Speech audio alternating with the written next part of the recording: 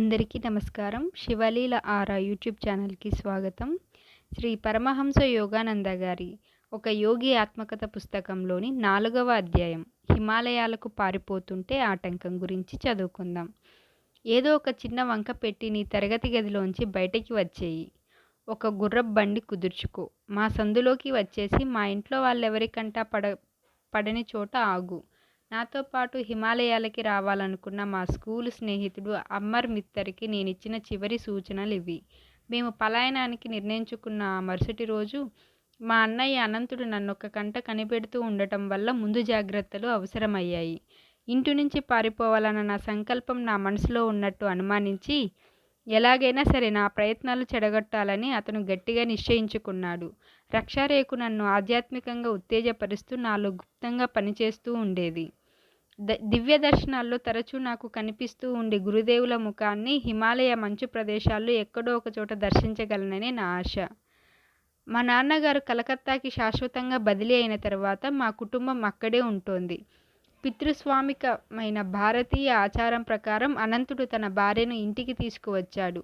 ఆ ఇంట్లో మిద్దె మీద ఒక చిన్న గదిలో నేను ప్రతిరోజు ధ్యానం చేసుకుంటూ నా మనస్సును దైవాన్వేషణకు ఆయత్తం చేసుకుంటూ ఉండేవాణ్ణి. మరపురాని ఆ రోజు అపశకునం లాంటి వాసనను వెంటబెట్టుకుని వచ్చింది. రోడ్డు మీద బండి చక్రాల చప్పుడు వినిపించింది. అమర్ వచ్చేశాడని నేను గబగబా ఒక దుప్పటి, చెప్పుల జోడు, 2 అంగవస్త్రాలు, ఒక జపమాల, లాహిరి మహాశయుల ఫోటో, భగవద్గీత పుస్తకము కలిపి మూట కట్టి మా 3వ అంతస్తు కిటికీలోంచి బయటకి విసిరేశాను. చకచకా మెట్లు దిగేసి మా మావయ్య పక్క నుంచే వెళ్ళిపోయాను. ఆయన గుమ్మం దగ్గర చేపలు కొంటున్నాడు. ఏమిటోయ్ సంబరం అంటూ నన్ను అనుమానంగా చూశారు. నేను ఏమాత్రం తొణక్కుండా ఆయన వైపు ఒక చిరునవ్వు విసిరి ఆ సందులోకి నడిచాను. నా మూట తీసుకుని పన్నాగానికి కావలసినంత జాగ్రత్త పాటిస్తూ వెళ్ళి అమర్ని కలుసుకొన్నాను. అక్కడ్నుంచి మేము చాందినీ చౌక్ బజారుకు వెళ్ళాము. ఇంగ్లీష్ వాళ్ళు వేసుకునే బట్టలు కొనుక్కోవడం కోసమని మేము మా వాళ్ళు సాదరు ఖర్చులకిచ్చిన డబ్బులు కొన్ని నెలల పాటు కూడబెట్టుకుంటూ వచ్చాం. మా అన్నయ్య తెలివైనవాడు. చాలా సులువుగా మా మీద డిటెక్టివ్ పని చేయగలడు.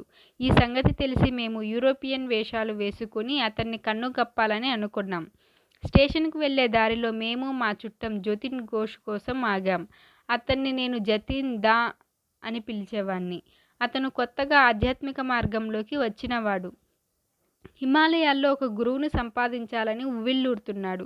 మేము సిద్ధంగా ఉంచిన కొత్త సూటు సింగారించుకున్నాడు అతను.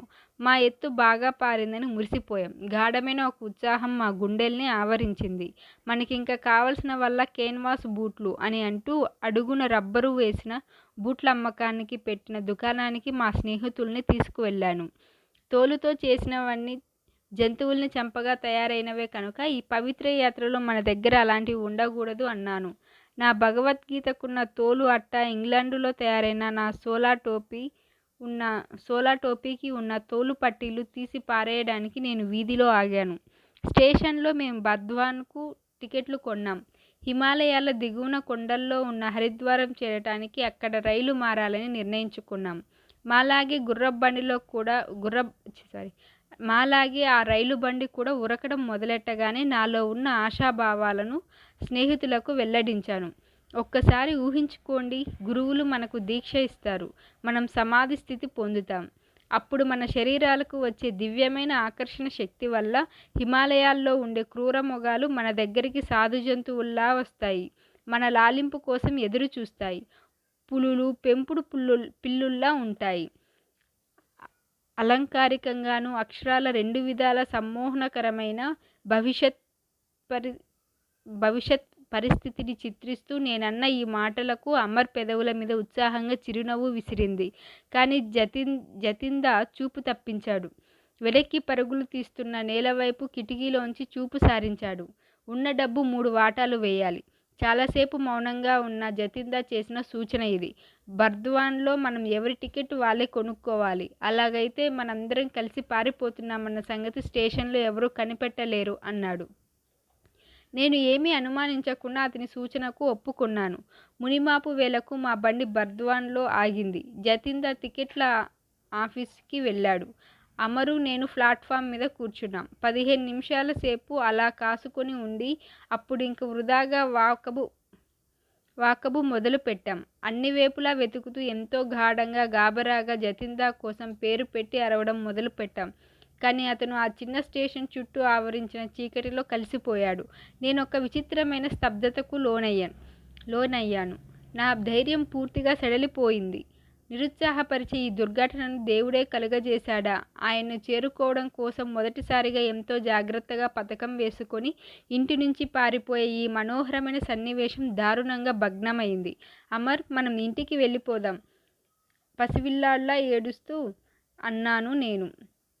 జతీందా ఇంత నిర్దయగా వెళ్ళిపోవడం మనకి అపశకునం. ఈ ప్రయాణం దెబ్బతినక మానదు అన్నాను. దేవుడి మీద నీకున్న ప్రేమ ఇదేనా? ఒక దగాకోరు స్నేహితుడి చిన్న పరీక్షకే నిలబడలేవా అన్నాడు అమర్.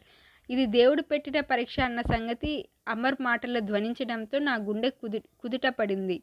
సీతాభోగ్ అమ్మవారి నైవేద్యంకు మోతీచూర్కు బర్ద్వాన్ పెట్టింది పేరు.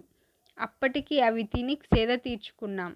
మరికొన్ని గంటల్లో బెరైలీ మీదుగా హరిద్వారం వెళ్ళడానికి బండి ఎక్కాం. మర్నాడు మొఘల్ సరాయిలో బండ్లు పారడానికి ప్లాట్ఫామ్ మీద కాచుకుని కూర్చొని చాలా ముఖ్యమైన విషయం మాట్లాడుకున్నాం. అమర్, కాసేపట్లో రైల్వే ఉద్యోగులు వచ్చి మనని గుచ్చి ప్రశ్నలు వేయవచ్చు. మా అన్నయ్య తెలివిని నేను ఏమాత్రం తక్కువగా అంచనా వేయడం లేదు. ఫలితం ఏమైనా సరే నేను మాత్రం అబద్ధం ఆడను అన్నాను. ముకుంద, నేను నిన్ను కోరేదల్లా నిబ్బరంగా ఉండమని. నేను మాట్లాడుతుంటే నువ్వు నవ్వకు, ఉలకకు, పలకకు. ఇంతలోనే ఒక యూరోపియన్ అధికారి వచ్చి నన్ను నిలదీశాడు. ఒక తంతి కాగితం నా ముందు ఆడించాడు. దాంట్లో ఉన్న విషయం నేను వెంటనే గ్రహించగలిగాను. మీరు కోపం వచ్చి ఇంట్లోంచి పారిపోతున్నారా? లేదు. ప్రశ్నించడానికి అతను ఎన్నుకొన్న మాటలు నేను గట్టిగా జవాబివ్వడానికి వీలు కలిగించినందుకు నాకు సంతోషమైంది. అయితే ఆచార విరుద్ధమైన నా ప్రవర్తనకు కారణం కోపం కాదు, దైవం కోసం కలిగిన అత్యధిక నిస్పృహ అని నాకు తెలుసు. అప్పుడు ఆ ఉద్యోగి అమర్ వైపు తిరిగాడు. అప్పుడు వాళ్ళిద్దరి మధ్య జరిగిన వాగ్వాదం వింటుంటే ప్రజ్ఞా ప్రదర్శనంలో ఒకరితో ఒకరు పోటీ పడుతున్నట్టు ఉంది. దాంతో గంభీరంగా ఉండమని మా వాడిచ్చిన సలహా పాటించడం చాలా కష్టమైపోయింది. మూడోవాడెక్కడ? కంఠస్వరంలో తన అధికారం పూర్తిగా ధ్వనించేట్టు అడిగాడాయన. నిజం చెప్పండి అని రెట్టించాడు. అయ్యా, మీరు కళ్ళజోడు ధరించినట్టు కనిపిస్తోంది. మరి ఇక్కడున్నది మేమిద్దరమే అని తెలియడం లేదా అంటూ అమర్ నిర్భయంగా చిరునవ్వు నవ్వాడు. నేనేమి మాంత్రికుణ్ణి కాను, మూడోవాణ్ణి ఇక్కడ ప్రత్యక్షం చేయలేను అన్నాడు. ఈ మొండి జవాబుకు చిరాకు కలిగినట్టుంది ఆ ఉద్యోగికి. మరోవైపు నుంచి దాడి మొదలుపెట్టాడు. నీ పేరేమిటి? నన్ను థామస్ అంటారు. మా అమ్మ ఇంగ్లీషుది, మా నాన్న క్రైస్తవ మతం పుచ్చుకున్న భారతీయుడు. మీ స్నేహితుడి పేరేంటి? థామ్సన్ అని పిలుస్తాను. అంతలో నాలో అణిచిపెట్టుకున్న కులుకు దాంతో పై స్థాయికి చేరుకుంది. అదృష్టవశాత్తు అప్పుడే బయలుదేరడానికి సిద్ధంగా కూత కూస్తున్న రైలు బండి వైపు నడిచాను నేను. వాళ్ళతో చెప్పకుండానే. ఎదుటి వాళ్ళ మాటల్ని సులువుగా నమ్మే స్వభావం గల ఆ ఉద్యోగితో పాటు అమర్ కూడా నా వెంట వచ్చాడు. ఉపకార బుద్ధితో ఆయన యూరోపియన్లు కూర్చునే పెట్టెలోకి ఎక్కించాడు. మమ్మల్ని సగం ఇంగ్లీషు పుట్టిన కుర్రవాళ్ళిద్దరూ నాటు మనుషుల కోసం కేటాయించిన పెట్టెలో కూర్చొని ప్రయాణం చెయ్యాలి అన్న ఆలోచనతో ఆయన మనసు నొచ్చుకున్నట్టుంది.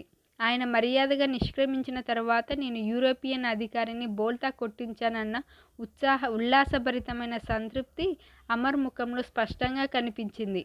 ఆ రైల్వే ఉద్యోగి తెచ్చిన తంతి కాగితం ప్లాట్ఫారం మీద దొంగచాటుగా చదివేశాను. మా అన్నయ్య దగ్గర నుంచి వచ్చిందది. దాంట్లో ఇలా ఉంది. ఇంగ్లీషు దుస్తులు వేసుకున్న బెంగాలీ అబ్బాయిలు 3 ఇంటి నుంచి పారిపోయి మొఘల్ సరాయి మీదుగా హరిద్వారం వెళ్తున్నారు. నేను వచ్చే వరకు వాళ్ళనక్కడ ఆపు చేయండి. మీ సహాయానికి తగిన పారితోషికం దొరుకుతుంది. అమర్ గుర్తులు పెట్టిన టైం టేబుళ్లు మీ ఇంట్లో వదిలేయొద్దని చెప్పానా నీకు అంటూ ఎద్దేవా చేస్తూ చూశాను. అక్కడ మా అన్నయ్యకు ఒకటి కనిపించి ఉంటుంది. మా వాడు సిగ్గుపడుతూ తప్పు ఒప్పుకున్నాడు. మేము బరేలీలో కాసేపు ఆగాం. అక్కడ మా కోసం ద్వారకా ప్రసాద్ కాచుకొని ఉన్నాడు. అనంతయ్య ఇచ్చిన తంతి చేత్తో పట్టుకుని మమ్మల్ని అక్కడ ఆపేయడానికి గట్టిగా ప్రయత్నించాడు ద్వారక. అయితే మేమిలా పారిపోవాలన్న ప్రయత్నం ఏదో సరదాకి తలపెట్టింది కాదని వాడికి నచ్చజెప్పాను. మాతో పాటు వాణ్ణి కూడా హిమాలయాలకు వచ్చేయమన్నాం. కానీ కిందటిసారిలాగే వాడు రానన్నాడు. ఆ రాత్రి మా బండి ఒక స్టేషన్లో ఆగి ఉండగా మరో రైల్వే ఉద్యోగి వచ్చి అమర్‌ని లేపాడు. నేనప్పుడు సగం నిద్రలో ఉన్నాను. ఆయన కూడా ఈ థామస్ థామ్సన్‌ల సంకరజాతి ఆకర్షణలకు లోబడి మోసపోయాడు.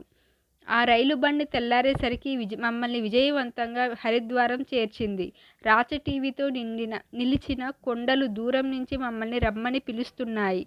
స్టేషన్లోంచి బయటకి దూసుకువచ్చి స్వేచ్ఛగా సంచరిస్తున్న నగర ప్రజల్లోకి వచ్చి పడ్డాం. అనంతన్నయ్య ఎలాగా మా యూరోపియన్ని పసిగట్టేశాడు కనుక మేము చేసిన మొట్టమొదటి పని బట్టలు మార్చేసి దేశవాళీ దుస్తులు వేసుకోవడం. పట్టుబడిపోతామన్న కించ నా మనస్సులోకి పీకుతూనే ఉంది. వెంటనే హరిద్వారం విడిచి వెళ్ళిపోవడం మంచిదని అక్కడికి ఉత్తరాదిన ఉన్న ఋషికేశం వెళ్ళడానికి టికెట్లు కొనుక్కున్నాం. చిరకాలంగా ఎంతోమంది మునీశ్వరుల పాదస్పర్శతో పునీతమైన భూమి ఋషికేశం. అప్పటికే నేను బండి ఎక్కేశాను. అమర్ మాత్రం వెనుకబడి ఇంకా ప్లాట్ఫారం మీదే ఉన్నాడు. ఒక పోలీసు కేకతో వాడు టకీమని అక్కడ ఆగిపోయాడు. మాకు ఇష్టం లేకపోయినా మా సంరక్షకుడిగా వెంట తగిలిన ఆ పోలీస్ అధికారి మమ్మల్ని ఒక పోలీస్ స్టేషన్ బంగళాకు నడిపించి మా దగ్గర ఉన్న డబ్బు స్వాధీనం చేసుకున్నాడు. మా అన్నయ్య వచ్చేదాకా మమ్మల్ని అక్కడ ఆపుచేసి ఉంచడం తన విధి అని మర్యాదగా చెప్పాడు. తప్పించుకు తిరుగుతున్న మేము చేరదలిచిన గమ్యం హిమాలయాలని తెలిసి ఆ అధికారి ఒక విచిత్రమైన కథ చెప్పాడు. మీకు సాధువుల పిచ్చి పట్టినట్టుంది. నిన్ననే నేనొక సాధువును చూశాను. ఆయన కంటే గొప్పవాణ్ణి మీరెన్నటికీ చూడలేరు. నేను నాతో పనిచేసే మరో ఆఫీసరు 5 రోజుల క్రితం మొట్టమొదటిసారిగా ఆయనకి తారసపడ్డాం. ఒక కూనీకోరు కోసం తీవ్రంగా గాలిస్తూ గంగా ఒడ్డున పహారా కాస్తున్నాం మేము. వాడు బతుకుండగానన్నా సరే చచ్చినా సరే పట్టి తెమ్మని మాకు హుకుం జారీ అయింది. యాత్రికుల్ని దోచుకోవడానికి వాడు సాధువులా మారువేషాలు వేస్తాడని పేరు. మాకు కొంచెం దూరంలో ఆ నేరస్తుడి పోలికలకు సరిపోయే మనిషి ఒకడు కనిపించాడు. ఆగమని మేము హెచ్చరిక చేసినా ఆ మనిషి ఖాతరు చెయ్యలేదు. అతని మీద పడి పట్టుకోవడానికి మేము పరిగెత్తాం. అతని వెనకాలకి వెళ్ళి నా గొడ్డలితో మంచి బలంగా ఒక్క వేటు వేశాను. దానితో అతని కుడి చెయ్యి దాదాపుగా ఊడిపడినంతగా అయిపోయింది. నోరు విప్పి అరవడం కానీ దారుణమైన ఆ దెబ్బ వైపు చూడ్డం కానీ చేయకుండా ఆ మనిషి ఇంకా చురుగ్గానే నడిచిపోతుండడం మాకు ఆశ్చర్యం కలిగించింది. మేము ఆయన ఎదుటికి ఉరికేసరికి నిదానంగా ఇలా అన్నాడు. మీరు గాలిస్తున్న కూనీకోరు నేను కాను. దేవుడు లాంటి ఒక ఋషిని గాయపరిచానని తెలిసేసరికి అవమానంతో కుంగిపోయాను. ఆయన పాదాల మీద పడి క్షమాపణ చెప్పుకొని పెద్ద ధారగా చిమ్ముతున్న రక్తాన్ని అరికట్టడానికి నా తలపాగా తీసి ఇచ్చాను. నాయనా, ఇది నీ వల్ల జరిగిన పొరపాటు జరిగిందని తెలుస్తోంది అంటూ ఆ సాధువు నా మీద దయతో ఇలా అన్నాడు. వెళ్ళు, నిన్ను నువ్వు తిట్టుకోకు. ప్రేమామయురాలైన ఆ జగన్మాత నన్ను జాగ్రత్తగా చూసుకుంటుందిలే. వేలాడుతున్న చేతిని మొండి భుజంలోకి తోశాడాయన. ఆశ్చర్యం, అది వెంటనే అతుక్కుపోయింది. రక్తస్రావం కూడా విచిత్రంగా ఆగిపోయింది. 3 రోజులు పోయాక నా దగ్గరికి రండి. అదిగో ఆ చెట్టు కింద ఉంటాను. గాయం పూర్తిగా మానిపోవడం మీరే చూస్తారు. అప్పుడిక మీరు పశ్చాత్తాప పడనక్కర్లేదు. నిన్న నేను, నాతో పాటు పనిచేసే ఆఫీసర్ కలిసి ఆయన చెప్పిన చోటికి ఆత్రంగా వెళ్ళాం. అక్కడ సాధువు ఉన్నాడు. తన చెయ్యి పరీక్షగా చూడనిచ్చాడు మమ్మల్ని. దానిమీద ఒక మచ్చ లేదు, గాయమూ లేదు. నేను ఋషికేశం మీదుగా హిమాలయ నిర్జన ప్రదేశాలకు వెళ్తున్నాను అంటూ ఆ సాధువు తొందరగా బయలుదేరి వెళ్తూ మమ్మల్ని దీవించాడు. ఆయన పవిత్రత వల్ల నా జీవితం ఉచ్చస్థితిని అందుకున్నట్లు అనిపిస్తోంది. ఆ అధికారి ఎంతో భక్తి ఉట్టిపడేలా తన మాటలు ముగించాడు. ఆయనకు కలిగిన అనుభవం ఆయన్ని సమూలంగా కదిలించినట్లు కనిపిస్తోంది. ఆ విషయం మా మనసులకెక్కే విధంగా ఆయన అద్భుతమైన ఆ వార్తాపత్రికలో అచ్చయిన కాగితం ఒకటి నా చేతికిచ్చాడు. జనంలో సంచలనం కలిగించడానికే ప్రాముఖ్యమిచ్చే వార్తాపత్రికకు మామూలైన స్వానుకూల పద్ధతిలో అతిశయోక్తిగా రాశారు. అందులో దాదాపు ఆ సాధువు తల తెగ్గొట్టినంత పని జరిగిందని సూచించారు. తనని పీడించిన వాణ్ణి క్రీస్తు మాదిరిగా క్షమించగలిగేంతటి ఒక మహాయోగి దర్శనాన్ని పోగొట్టుకున్నందుకు నేను, అమరు చాలా విచారించాం. భారతదేశం గత 2 శతాబ్దాలుగా భౌతిక సంపత్తి విషయంలో పేదగానే ఉన్నప్పటికీ తరగని గని వంటి దివ్య సంపత్తి మాత్రం దానికి ఉంది. ఆ పోలీస్ అయినటువంటి లౌకిక మానవులకు కూడా ఆధ్యాత్మికంగా ఆకాశాన్నంటే మేడలు సందర్భవశాత్తు దారి పక్కనే ఎదురుపడుతుంటాయి. అలాంటి అద్భుతమైన కథ చెప్పి మా విసుగు పోగొట్టినందుకు ఆ అధికారికి మేము ధన్యవాదాలు చెప్పాం. అతను మాకంటే అదృష్టవంతుడన్నది అతని సూచన కావచ్చు. తాను అప్రయత్నంగా మహనీయుడైన ఒక సాధువును కలుసుకొన్నానన్నాడు. కానీ మేము చిత్తశుద్ధితో చేసిన అన్వేషణ ఒక మహాగురువు పాదసన్నిధి కాకుండా మొరటైన ఒక పోలీస్ స్టేషన్లో ముగిసింది. హిమాలయాలు అంత దగ్గరలో ఉన్నా కూడా మేము బందీలుగా ఉన్నందువల్ల మాకవి ఎంతో దూరమయ్యాయి. స్వేచ్ఛ కోసం నా మనసు ఉరకలు వేస్తోందని అమర్తో చెప్పాను. అవకాశం వచ్చినప్పుడు చల్లగా జారుకుందాం. పవిత్రమైన ఋషికేశానికి కాలినడకన వెళ్ళగలం. ప్రోత్సాహకరంగా చిరునవ్వు నవ్వాను. కానీ మాకొక బలమైన ఆధారంగా ఉన్న డబ్బును వాళ్ళు మా దగ్గర నుంచి తీసేసుకోగానే నా జతగాడు నిరాశావాదిగా మారిపోయాడు. అలాంటి ప్రమాదకరమైన అడవి ప్రదేశంలో కనుక మనం నడక మొదలుపెట్టామంటే చివరికి మనం చేరేది సాధువులుండే చోటికి కాదు, పెద్ద పులుల పొట్టలోకి. మరి 3 రోజులకి అనంతుడు, అమర్ వాళ్ళ అన్నయ్య వచ్చారు. అమర్ అయితే తేలికపడ్డ మనస్సుతో వాళ్ళన్నయ్యను ఆప్యాయంగా పలకరించాడు. నేను మాత్రం సమాధాన పడలేదు. నా నుంచి అనంతుడికి లభించినవి తిట్లు తప్ప మరేమీ కాదు. నీ మనస్సుకి ఎలా అనిపిస్తుందో నాకు తెలుసురా అంటూ మా అన్నయ్య నన్ను సముదాయిస్తూ అన్నాడు. నేను నిన్ను కోరేదల్లా ఒకటే. కాశీలో మంచి జ్ఞాని ఒకాయన ఉన్నాడు. ఆయన్ని కలుసుకోవడానికి నాతో కాశీ రమ్మని, నీ కోసం బెంగ పెట్టుకున్న నాన్నగారిని చూడడానికి కోల్కతా వచ్చి కొన్నాళ్ళు ఉండమనీను. కావలసి వస్తే తర్వాత సాగిద్దువు గాని ఇక్కడ గురువు కోసం వెతకడం. ఈ విషయం దగ్గర అమర్ మా మాటల్లో కలుగజేసుకొని నాతో మళ్ళీ హరిద్వారం వచ్చే ఉద్దేశమేమీ తనకి లేదని ఖండితంగా చెప్పాడు. కుటుంబ సంబంధమైన ఆప్యాయత అనుభవిస్తున్నాడు వాడు. కానీ నాకు తెలుసు, నేను మాత్రం గురువు కోసం అన్వేషణ మాననని. మేమంతా కాశీ వెళ్ళే రైలు ఎక్కాం. అక్కడ నా ప్రార్థనకు సాటిలేని తక్షణ ఫలితం కనిపించింది. అన్నంతన్నయ్య తెలివిగా ముందే ఒక పథకం వేసి ఉంచాడు. హరిద్వారం వచ్చే లోపున దారిలో కాశీలో ఆగి ఒక పండితుణ్ణి కలుసుకొని తరువాత నాతో మాట్లాడేటందుకు ఏర్పాటు చేశాడు. ఆ సన్యాసిని కావాలన్న ఉద్దేశం విరమించుకునేటట్టు చేయడానికి ప్రయత్నిస్తానని ఆ పండితుడు, ఆయన కొడుకు అనంతయ్యకు మాట ఇచ్చారు. అన్నయ్య నన్ను వాళ్ళింటికి తీసుకెళ్ళాడు. పండితుడు గారి కొడుకు యువకుడే. ముంగిట్లోనే నన్ను మంచి ఉత్సాహంగా పలకరించాడు. నాకు సుదీర్ఘమైన వేదాంతోపన్యాసం ఇచ్చాడు. తనకు దివ్యదృష్టి వల్ల నా భవిష్యత్తు తెలుసని నొక్కి చెప్పి సన్యాసిని కావాలన్న నా ఉద్దేశాన్ని చులకనగా కొట్టిపారేశాడు. నీ మామూలు బాధ్యతల్ని విడిచిపెట్టాలన్న పట్టు మీద గనక నువ్వు ఉన్నట్టయితే నీకెప్పుడు దురదృష్టమే దాపురిస్తుంది. దేవుణ్ణి దర్శించలేవు. ప్రాపంచిక అనుభవాలు లేకుండా నీ పూర్వకర్మను తొలగించుకోలేవు అన్నాడాయన. అందుకు సమాధానంగా భగవద్గీతలో చెప్పిన అమృతవాక్కులు నా నోటి నుంచి వెలువడ్డాయి. ఎంతో దుష్కర్మ మూటగట్టుకున్నవాడు కూడా ఎడతెరిపి లేకుండా నన్ను ధ్యానించినట్లయితే అతడు చేసిన దుష్కర్మల ఫలితాలు శీఘ్రంగా నశిస్తాయి. అతడు ధర్మాత్ముడయ్యి శాశ్వత శాంతిని అందుకుంటాడు. నన్ను నమ్ముకున్న భక్తుడెవరూ నశించడు. ఇది నిశ్చయమని తెలుసుకో. అయితే ఆ యువకుడు అంత గట్టిగా జోస్యం చెప్పేసరికి నాలో విశ్వాసం కొద్దిగా సడలింది. అప్పుడు గుండెల నిండా భక్తి నింపుకొని మనస్సులో దేవుణ్ణి ఇలా ప్రార్థించాను. దయచేసి నా మానసిక ఆందోళన పోగొట్టు. ఇక్కడే ఇప్పుడే జవాబు చెప్పు. నన్ను సన్యాసిగా బతకమంటావా, సంసారిగానా? నీ ఉద్దేశం చెప్పు. ఈ పండితుడి గారి ఇంటి ఆవరణకు వెలుపల ప్రసన్నవదుడై ఉన్న ఒక సాధువుని గమనించాను. దివ్య దృష్టి కలవాణ్ణని చెప్పుకునే ఈయనకు నాకు తీవ్రంగా జరిగిన సంభాషణను ఆయన వినే ఉంటాడన్నది నన్ను దగ్గరికి పిలవడంతో అర్థమైంది. ప్రశాంతమైన ఆయన కళ్ళల్లోంచి బ్రహ్మాండమైన శక్తి ఒకటి వెలువడుతున్నట్లు నాకు అనుభూతి కలిగింది. బాబు, ఆ అజ్ఞాని మాటలు చెవిన పెట్టకు. నీ ప్రార్థనకి జవాబుగా ఈ జన్మలో నీకు నిర్ణయమైన ఏకైక మార్గం సన్యాసమేనని నీకు నమ్మకంగా చెప్పమని భగవంతుడు నాతో అంటున్నాడు. ఖచ్చితమైన పరిష్కారంలో వచ్చిన ఈ సందేశాన్ని వినగానే నాకు ఆశ్చర్యం కాదు, కృతజ్ఞతాభావం పెల్లుబికింది. సంతోషంగా చిరునవ్వు నవ్వాను. ఆ మనిషి దగ్గర నుంచి వచ్చేయి అంటూ ముంగిట్లోంచి ఆ జ్ఞాని నన్ను పిలుస్తున్నా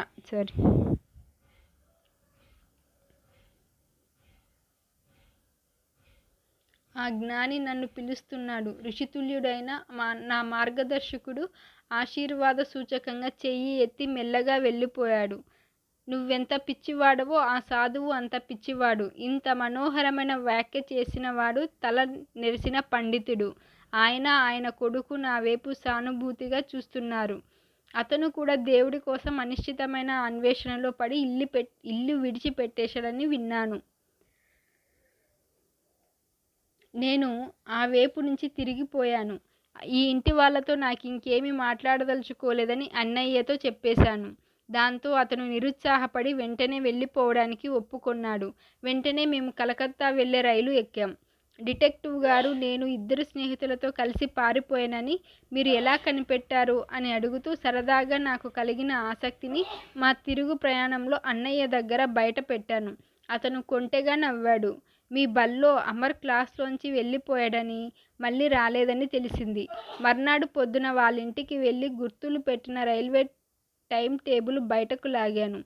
సరిగ్గా అప్పుడే అమర్ వాళ్ళ నాన్నగారు బండిలో బయటకు వెళ్ళబోతూ బండివాడితో మాట్లాడుతున్నారు. మా అబ్బాయి ఈ పూటకి బడికి వెళ్ళడానికి నాతో రాడు, మాయమైపోయాడు అంటూ బాధగా అన్నారాయన. మీ అబ్బాయి గారు మరో 2 తెల్లదొరల బట్టలు వేసుకొని హౌరా స్టేషన్లో రైలెక్కారని నాకు తెలిసిన బండివాడు చెప్పగా విన్నానండి. వారు తోలుబూట్లు బండివాడికి బహుమతిగా ఇచ్చారట కూడా అన్నాడు ఆ బండివాడు. దాంతో నాకు 3 ఆధారాలు దొరికాయి. టైం టేబులు, 3 కుర్రాళ్ళు, ఇంగ్లీష్ వాళ్ళ దుస్తులు. ఉల్లాసము, విసుగుదల కలిసిన మనస్సుతో అన్నయ్య బయటపెట్టే సంగతులు వింటున్నాను. బండివాడి విషయంలో మేము చూపించిన ఔదార్యం కొద్దిలో వికటించిందన్నమాట. నేను వెంటనే వెళ్ళి టైం టేబుల్లో అమర్ గీతలు పెట్టిన ఊళ్ళ స్టేషన్ మాస్టర్లందరికీ టెలిగ్రాములు ఇచ్చాను. బెరైలీ దగ్గర టిక్కు పెట్టాడు అతను. అంచేత అక్కడున్న మీ స్నేహితుడు ద్వారకకి తంతి ఇచ్చాను. తర్వాత కలకత్తాలో మన ఇంటి చుట్టుపక్కల వాకబు చేసిన మీదట తెలిసిందేమిటంటే, మన జతిందా ఒకరోజు రాత్రల్లా ఇంటికి రాలేదని, మర్నాడు పొద్దున యూరోపియన్ వేషంలో దిగాడని తెలిసింది. వాణ్ణి వెతికి పట్టుకొని భోజనానికి రమ్మని పిలిచాను. నేనొక స్నేహితుడి మాదిరిగా పిలిచేసరికి వాడు కాదనలేక ఒప్పుకొన్నాడు. దారిలో వాడికి ఏమాత్రం అనుమానం రానీయకుండా ఒక పోలీస్ స్టేషన్లోకి తీసుకువెళ్ళాను. అంతకుముందే నేనక్కడ భయంకరంగా కనిపించే ఆఫీసర్లని ఏరుకోరి ఉంచాను. మేము వెళ్ళగానే వాళ్ళు వాణ్ణి చుట్టుముట్టారు. వాడి చూపులకు తట్టుకోలేక జతిందా తన వింత నడవడికి సంజాయిషి చెప్పుకోవడానికి ఒప్పుకున్నారు. ఆధ్యాత్మికమైన ఉత్సాహంతో మనసు తేలిపోతుండగా హిమాలయాలకు వెళ్ళాలని బయలుదేరాను అంటూ చెప్పడం మొదలుపెట్టాడు. గొప్ప గురువులను కలుసుకోగల అవకాశం దొరుకుతుందన్న ఆశతో నా మనస్సు నిండిపోయింది. కానీ ముకుందుడు, హిమాలయ గుహల్లో మనం ఆనందంలో తన్మయులై ఉన్నప్పుడు పెద్ద పులులు మంత్రానికి కట్టుబడ్డట్టుగా అయిపోయి పెంపుడు పిల్లుల్లా మన చుట్టూ కూర్చుంటాయి అనేసరికి నా ఉత్సాహమంతా నీరుగారిపోయింది. నుదుట చెమట పట్టేసింది. అప్పుడేం గతి అని వాపోయాను. ఒకవేళ పులుల క్రూర స్వభావం మన ధ్యాన సమాధి శక్తికి ప్రభావం వల్ల మారకపోతే మనల్ని అవి పెంపుడు పిల్లుల దయతో చూస్తాయా అన్న ఆలోచన నాలో కలిగింది. ఏదో ఒక పులి పొట్టలోకి నేను బలవంతాన ప్రవేశించినట్లు మనసుకు అనిపించింది. అది కూడా పూర్తి శరీరంతో కాదు, శరీరంలోని ఒక్కొక్క భాగమే విడివిడిగా. ప్రయాణం మధ్యలో జతిందా మాతో చెప్పకుండా మాయమైనప్పుడు అప్పుడు నాకు కలిగిన కోపం ఇప్పుడు వచ్చిన నవ్వుతో ఎగిరిపోయింది. అన్నయ్య రైల్లో ఇచ్చిన ఉల్లాసకరమైన ఈ వివరణ జతిందాకు నాకు కలిగించిన బాధనంతటినీ పోగొట్టేసింది.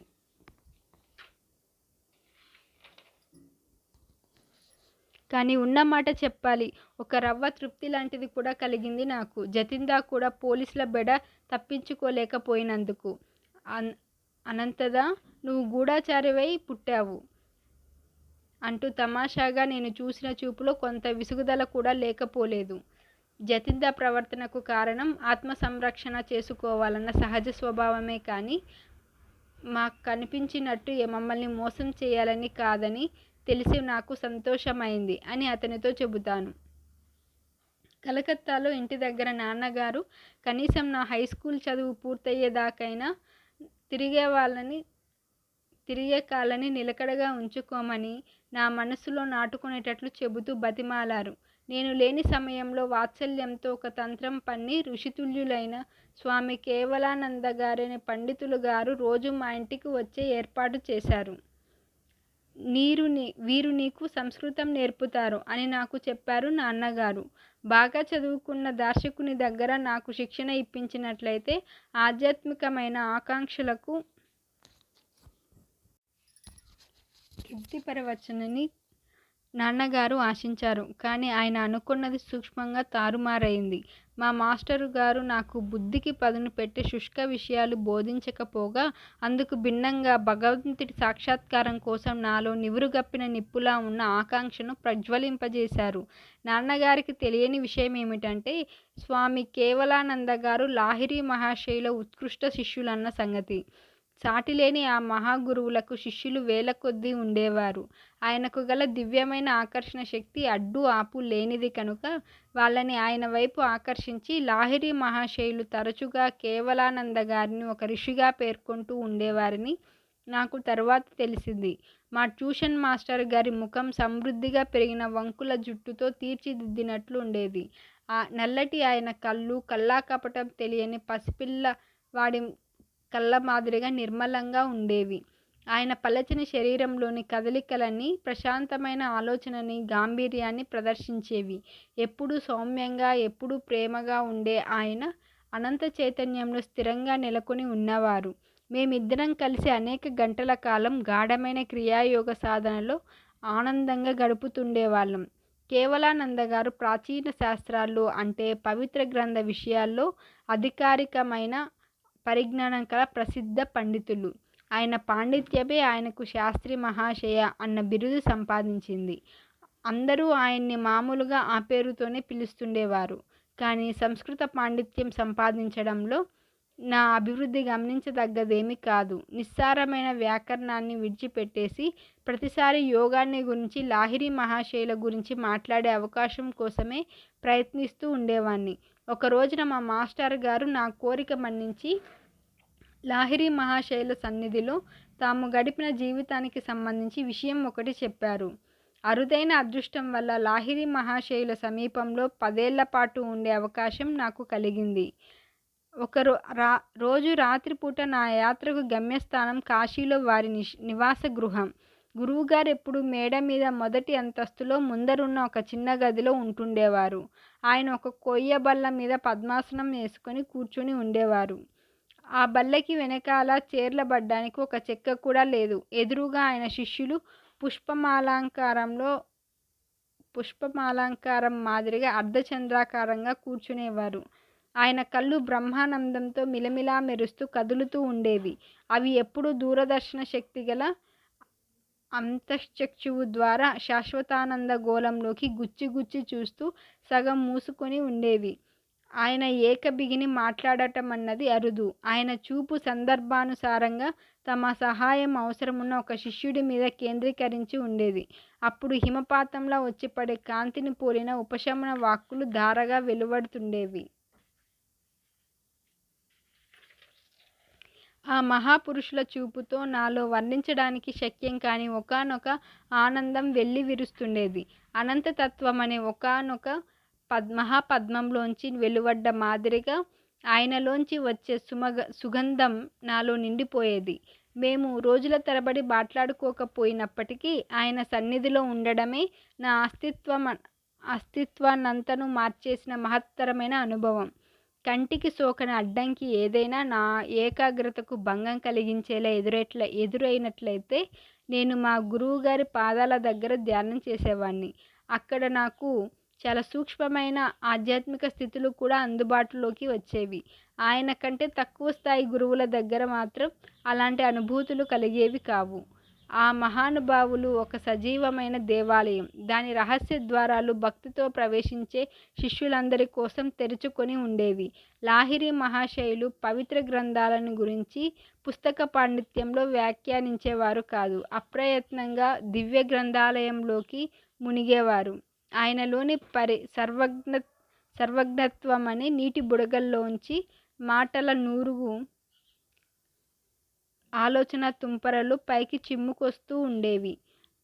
అనేక యుగాలకు పూర్వం వేదాల్లో మరుగుపడి ఉన్న గాఢమైన దార్శనిక శాస్త్రాలను బయల్పరిచే అద్భుతమైన కీలకం ఆయన దగ్గర ఉండేది. ప్రాచీన గ్రంథాల్లో చెప్పిన వివిధ చేతన స్థాయిల్ని వివరించమని అడిగినప్పుడు ఆయన చిరునవ్వు చిందిస్తూ అంగీకారం తెలిపేవారు. నేను ఆ స్థితుల్లోంచి ప్రవేశించి నాకు గోచరించింది చెబుతాను మీకు అనేవారు.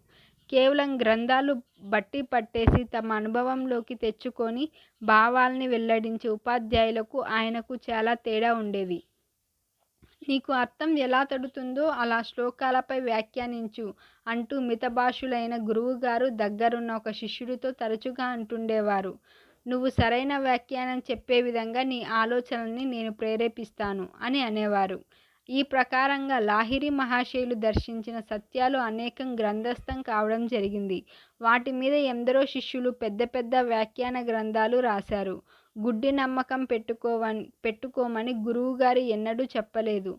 మాటలన్నవి కేవలం పైపై తొడుగులు అనేవారు ఆయన. ధ్యానంలో నువ్వు పొందే ఆనందభరితమైన యోగం ద్వారా దేవుడున్నాడని గట్టి నమ్మకాన్ని సాధించు. శిష్యుడికి ఏ సమస్య ఎదురైనా దాని పరిష్కారంగా ఆయన క్రియాయోగం సాధన చేయమని సలహా ఇచ్చేవారు. మీకు దారి చూపించడానికి నేను ఈ శరీరంతో లేనప్పుడు కూడా ఈ యోగ కీలకానికున్న సామర్థ్యం పోదు. సిద్ధాంతపరమైన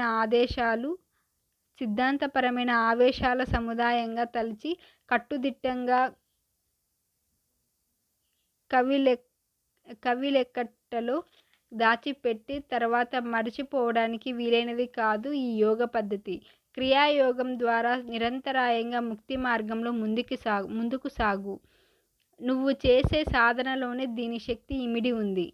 నా మట్టుకు నేను పరమాత్మ సాక్షాత్కారం కోసం మానవుడు జరిపే అన్వేషణలో స్వయం కృషితో ముక్తి సాధించడానికి రూపొందించిన సాధనాల్లో అన్నిటికంటే పటిష్టమైనది క్రియాయోగమనేనని భావిస్తాను అంటూ గంభీరమైన ప్రమాణ వాక్యంతో ముగించారు కేవలానంద గారు.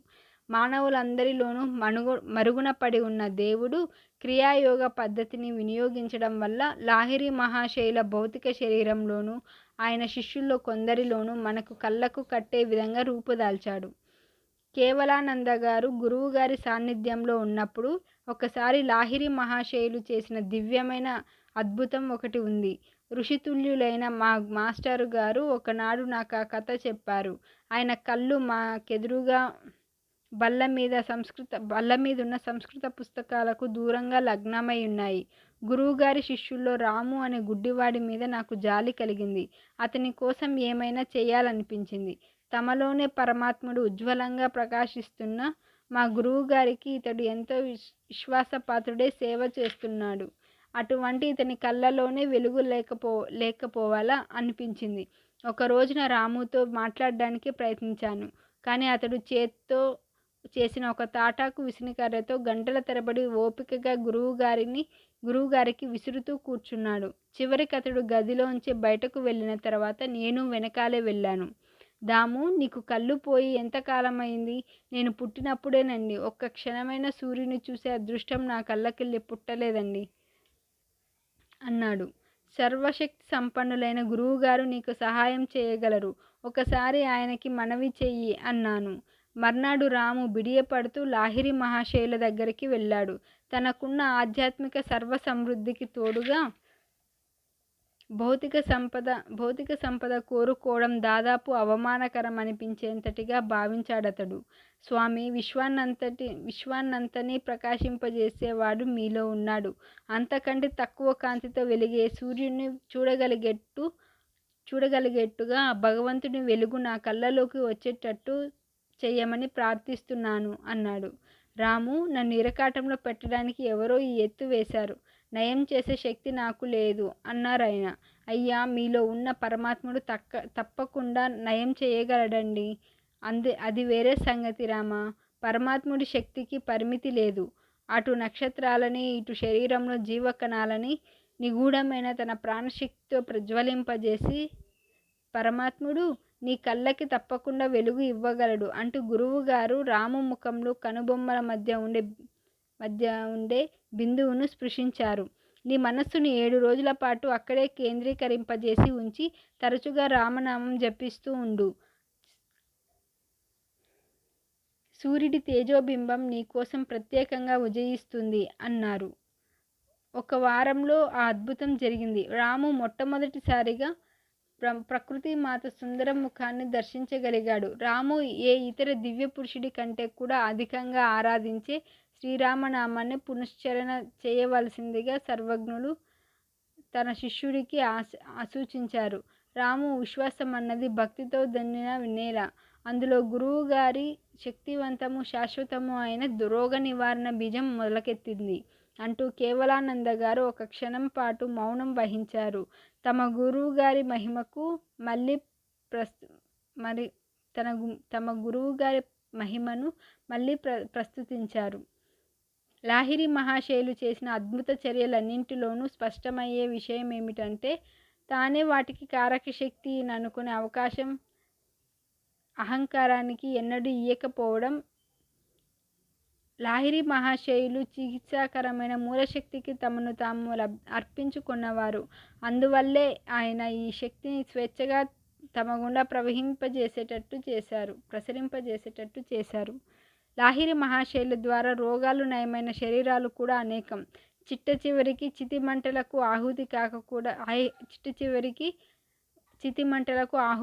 ఆహుతి కాక తప్పలేదు. కానీ మౌనంగా ఆయన కలిగించిన ఆధ్యాత్మిక జాగృతి, ఆయన తీర్చిదిద్దిన క్రీస్తు మాదిరి శిష్యులు ఎన్నటికీ నశించని అద్భుత మహిమలని చెప్పాలి. నేను సంస్కృత పండితుడినైతే కాలేదు, కానీ అంతకన్నా దివ్యమైన వాక్యపదీయం బోధించాడు నాకు కేవలానంద గారు. ఇంతటితో 4వ అధ్యాయం పూర్తి.